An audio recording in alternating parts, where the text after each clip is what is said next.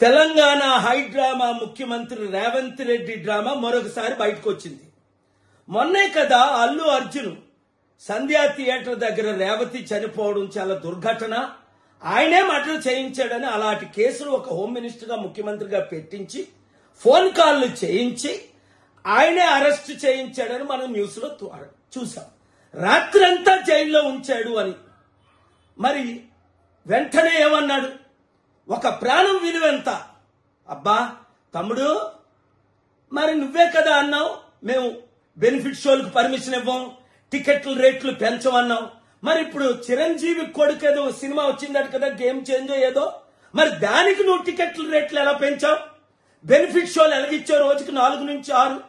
నీకు తెలంగాణ ప్రజల వైపు చిత్తశుద్ధి ఉంటే రాత్రి 3-4 గంటలకి షోలు పెట్టుకోమని పర్మిషన్లు ఇచ్చేవే, దమ్ముంటే క్యాన్సిల్ చేయి. ఏ నీకు 100 కోట్లు 1000 కోట్లు డీల్ ఇచ్చారా? ఇప్పుడు ప్రజలు, తెలంగాణ ప్రజలు నీకు కనిపించట్లేదా? వెంకట దిల్ రాజు అనే పేరు ఆయన నాకు తెలీదు, ఆయన మీ బంధువు అట, మిత్రువు అట, వెంకట రమణారెడ్డి అట.